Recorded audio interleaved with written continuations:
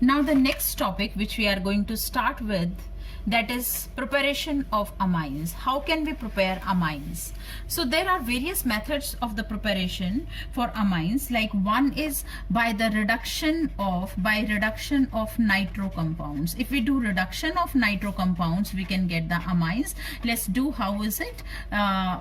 Whatever is the reaction taking place here. Say for example we have nitrobenzene. Now this nitrobenzene, if we do its reduction with the hydrogen, palladium, or if we are doing its reduction with any metal and acid, then too we will be getting it as a good reducing agent, and we will be getting this amine as a product. Say for example we have this a nitrobenzene, and this nitrobenzene, if we do its reduction with iron, scrape and HCl, or it can be tin and HCl. So any of these may be there, and we'll be getting the aniline, or you can say will be reduced to the amine group. So that is how we can prepare the amines. Now the next method for the preparation is we can prepare amines by reduction of nitriles also.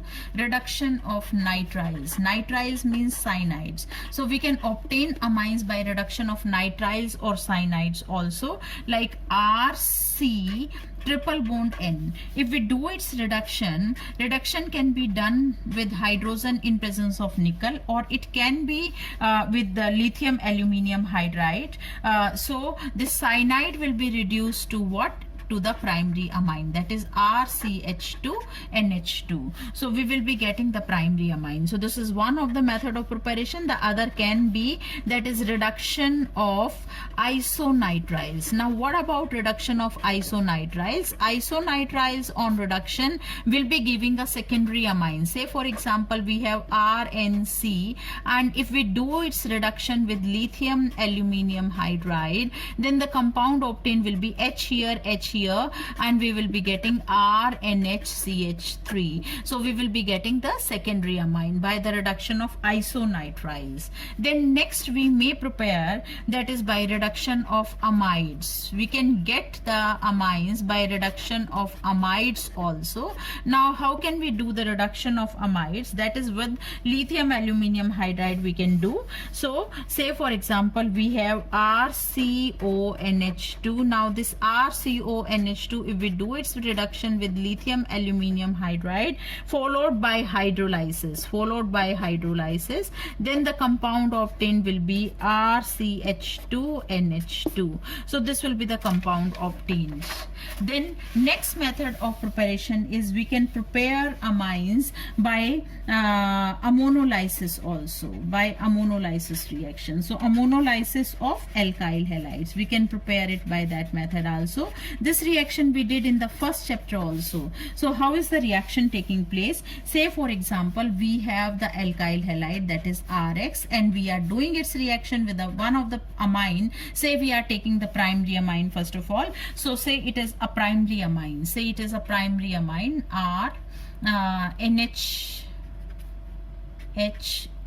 RNH2, and this nitrogen is carrying a lone pair. Now in this case this halogen is more electronegative, that is why it will tend to withdraw the electron towards itself. That is why halogen will become negatively charged, while this alkyl group will be positively charged. Now this positively charged alkyl group will be sharing this pair of electron with it. So in this way what will be the compound obtained? We will be getting, that is RNHHR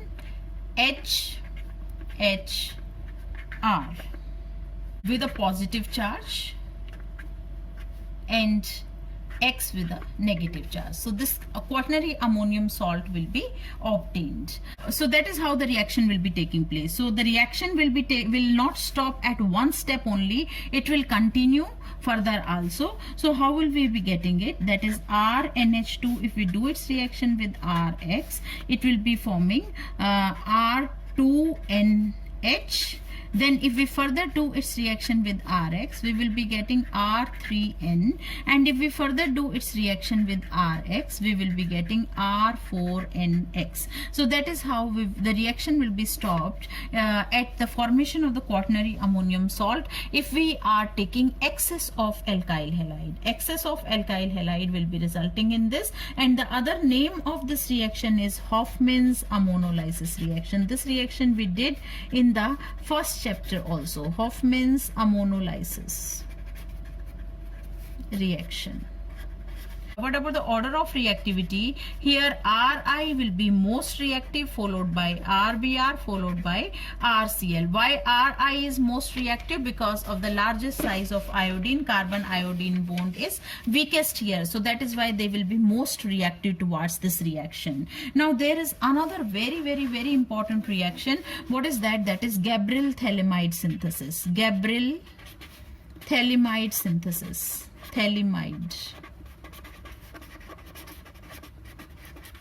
Gabriel Thalamide synthesis. Now what about this Gabriel Thalamide synthesis? Before we start with this reaction, we should understand what is phthalic acid. Phthalic acid is this compound, that is COOH, COOH, that is benzene 1,2-dicarboxylic acid is phthalic acid. Phthalic acid is its common name. Now this phthalic acid, if we do its reaction with ammonia, then we will be getting the ammonium salts like this, COONH4, COONH4. We will be getting the ammonium salt. Now this ammonium salt may undergo dehydration or removal of ammonia molecules. So in this way, the compound obtained will be this. This is C double bond O, C double bond O, NH. This is what? This is thalamide.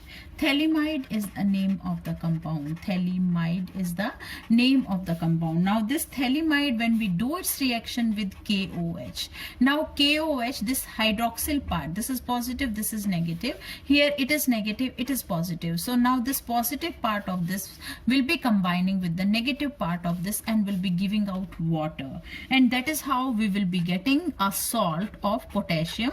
And what is the name of this salt? That is potassium thalamide. NK, this is negative, this is positive. We will be getting potassium thalamide. Potassium thalamide is the name of the compound. Now when we do the reaction of this potassium thalamide with alkyl halide, with Rx, then nucleophilic substitution will take place. This is negative, this is positive. Now nucleophilic substitution will take place, and we will be getting a compound that is C double bond O, C double bond O. This nucleophile will be substituted by this nucleophile, and that is why the compound obtained will be like this. That is NR here. This X minus is substituted by this ion, and that is how nucleophilic substitution is taking place. The name of this is N-alkyl thalamide.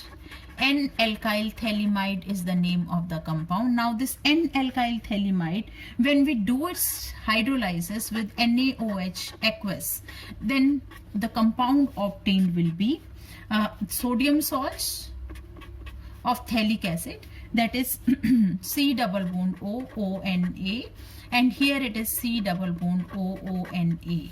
Now what about, nothing else happened, just the hydrolysis happened at this and this step. Now what is left here? This is RNH2. So we will be getting a primary amine by Gabriel Thalamide synthesis. This is a very important method of preparation. But one thing is there, that this reaction can specifically be used only for the preparation of aliphatic amines. Only aliphatic primary amines can be prepared by this method.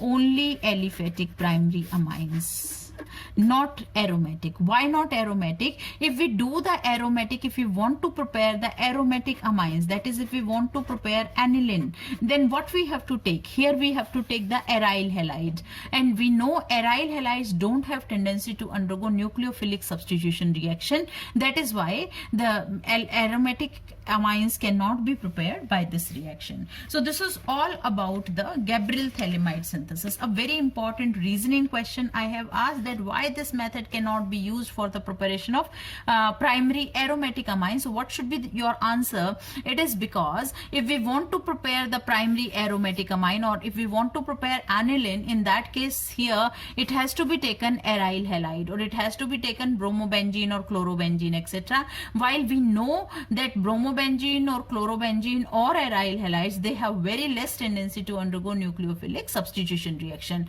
That is why we can't prepare the aromatic amines by this method. Now the next method of preparation is, that is Hofmann bromamide degradation. Hofmann bromamide degradation reaction. Now here we should understand the name first of all for this reaction. Hofmann is the name of the scientist. Bromamide, here we will be doing the reaction of amides with bromine. We will be doing the reaction of amides with bromine. Why do we call it as degradation reaction? Because the reaction will result in the formation of a product with a lesser number of carbon atom. So how the reaction is taking place? This is RCONH2, that is one of the amide. When this amide react with bromine in presence of sodium hydroxide or potassium hydroxide, then the compound will be obtained, that is it will be RNH2. So we are getting a primary amine with one carbon atom less than the parent. In parent there was a carbon atom, but here you can see that one carbon atom is less. Apart from this, the byproduct will be sodium carbonate and sodium bromide. So this is the reaction plus water. This is the reaction, that is Hofmann bromamide degradation reaction. Why is it called as bromamide? Because reaction of amide with bromine. Why is it called as degradation reaction? Because here the product obtained will be having one carbon atom less than the parent. Then coming to the next topic, that is physical properties.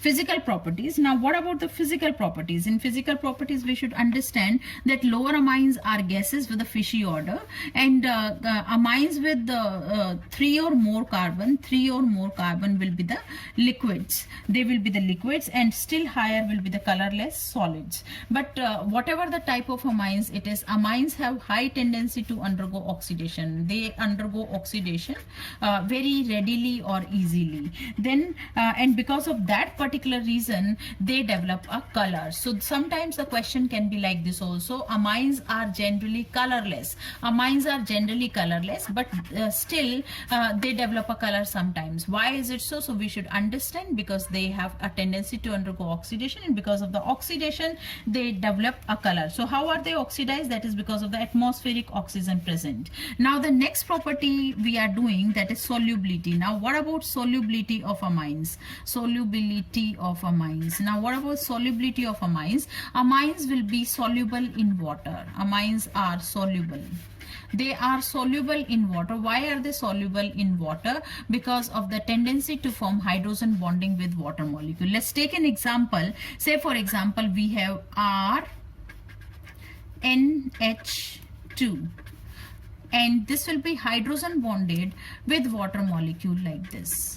Now this will be hydrogen bonded with the amine molecule like this, in this way. So that's how, because amines are forming the intermolecular hydrogen bonding with the water molecule, that is why they are well soluble in water. But as the alkyl group size increases, the hydrogen bonding is hindered, and that is why with increase in the chain of the carbon atom, the solubility of amines in water decreases. What about the solubility of primary, secondary and tertiary amines? If we try to compare primary, secondary and tertiary amines, then what should be the order? Primary amines are most soluble because of the presence of two hydrogen. They will be having more tendency, or you can say more extensive hydrogen bonding, and because of the more extensive hydrogen bonding, they will be more soluble in water as compared to secondary or as compared to tertiary. So this is all about the solubility. Now the next property, next physical properties which we are talking about, that is boiling point. Now what about boiling point? Boiling point, what do we expect? Should be high or low?